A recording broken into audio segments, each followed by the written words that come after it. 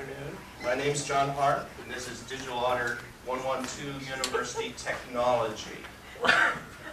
And I'm coming from the university. I work here at CSUMB, so it was easy for me to identify with a project and a situation that had happened recently at CSUMB, in that we had a on-campus computer training course for years for all of the incoming freshman students, which consisted of both a lab and a lecture portion, which trained all the incoming students on technologies. And this was a 4-unit course. And that was being discontinued last year.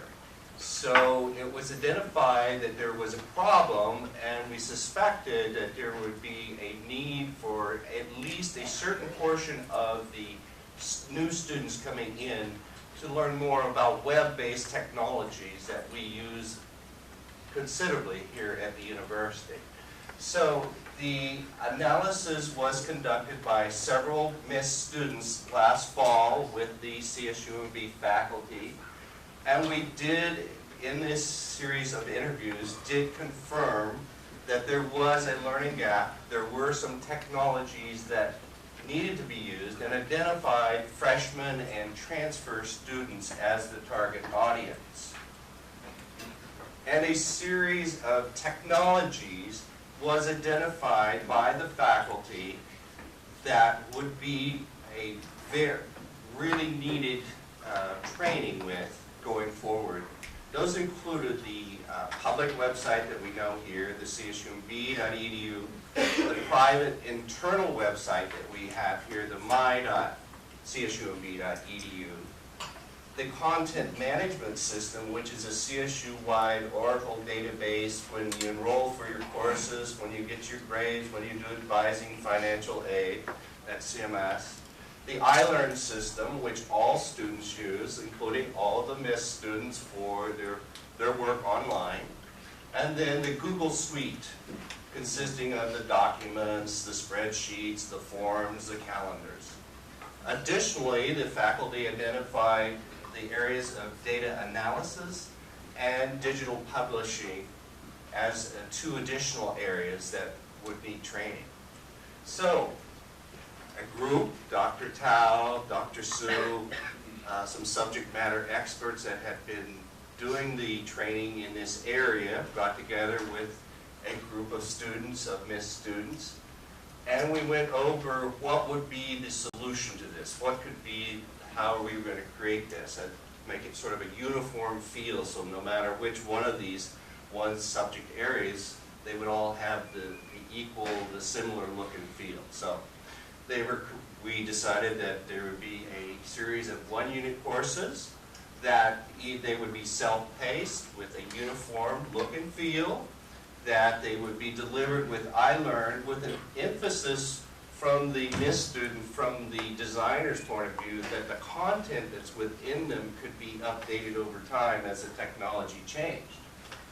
So, particular to Digital Otter 112 University Technologies, these were the methods that I used in the design of the project. The interactive exercises, the job aids, the web-based articles, the instructional scaffolding to build upon their knowledge as they go through this, using formative assessment, and also to have deliverables and quizzes involved. So, let's jump in and let me show you a little bit about the program. In this first slide, I just want to show you, oops, let's see. I wanted to show you, okay.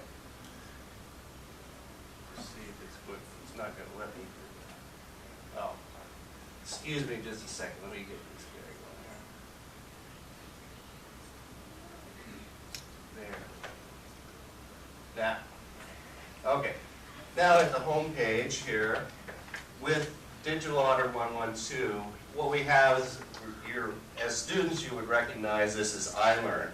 And what I've created here is, on the home page, we've stated the learning outcomes. We've provided a syllabus frequently asked questions, and then a series of 10 modules where we go into the individual topics. So I started with the basics of the internet just to give them an introduction. And then we went into, for instance, in Module 2, I've gone into CSUMB, and I provided them with some videos pertaining to the website. So let me just show you a very short portion of a video here. In this video, we'll focus on learning how to navigate the CSUMB website for academic-related information. So let's jump right into the students, the student gateway, which is called CSUMB for Students. Let's scroll down and notice on the left-hand side it says academics, and then all of these bullet items are active links to different portions, to different pages in the website. So let's start with the academic calendar and work our way through some of these. I wanted to point out in the calendar section the CSUMB master calendar, which on the left-hand side has a calendar by month. You'll notice the dates in here. In the center, you'll notice the events that are coming up by week. So I wanted to stop that there, just because I briefly wanted to describe that what I've done in this particular module is I researched and then created the information because there was, here at the university, because these are home-built websites, there isn't a lot of public information or articles available. So to provide the background for the students, I had to go and create a lot of the information and provide them that general information. But then I thank you, Troy, for your help in designing, some guides. This guy is great. He really helped me. So in giving me some insight. But in doing that, I've created a video, but I've also and I've shown them where the information lies. But then I've gone out and I've asked immediately a couple of questions that require the students to go in and interactively find the answers. And then I've gone through this through different topics. And at the end of the individual module, I've then provided a quiz for an assessment of their learning. And so that is sort of the structure that I built in these first 5 modules. Now I'd like to briefly show you in the second portion, when I got into Google, there was a lot of information available, and rather than creating videos, I'm using existing articles and information that is there and providing hands-on exercises. So let me show you that very quickly. Okay, we'll make it brief. In this module, it's Google. The first one is a document, so I'm showing a hyperlink with an article, a tech support page from Google on how to create this. I've provided an exercise with a set of instructions about what I want. I'm creating a deliverable. But the idea behind the deliverable is to make it very realistic to what the student is going to be doing in their classwork here at CSUMB. So I'm asking them to create a document, I'm asking them to insert text, I'm asking them to change the background colors, I'm asking them to include a hyperlink, I'm asking them to then insert a video, something that has to do with CSUMB, share that document, save that document as a PDF, and then upload it into iLearn. I'm also providing them with an example so that they have an idea of what it is that I am using. So, let me jump back here.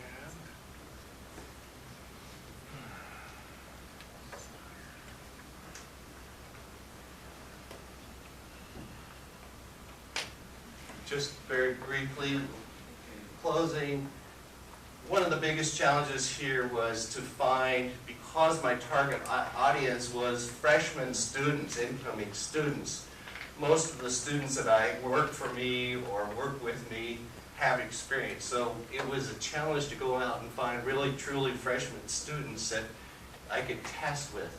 But I was able to do that, and then by conducting the test, I got great feedback as far as the usability and how that helped in the design of the product. And then through that, there were suggestions that were provided as far as what would make it easier. And one of those was to provide a separate Dropbox for anything that was being uploaded. Okay. Impact of the project? Well, the project was to support student success. And was it a success? Yes, it was, because the feedback that I got, we were providing these technical skills and we're also providing them deliverables. So the exercises that I was using for the students provided them with things that they could take away and use in their coursework even after they had learned this. Final thoughts? Is when you get to this, when you're doing your capstone project, you really have to take responsibility for the whole thing. So I found that I was applying techniques from every class that I took here in the MIST program to this project. And out of that, I gained knowledge, I gained experience, and thank you, Dr. Tao, for I gained a lot of confidence out of that. That's sort of our challenge going forward. And with that, I'd like to say thank you to Dr. Tao, my advisor, to Dr. Su for always being there to challenge us.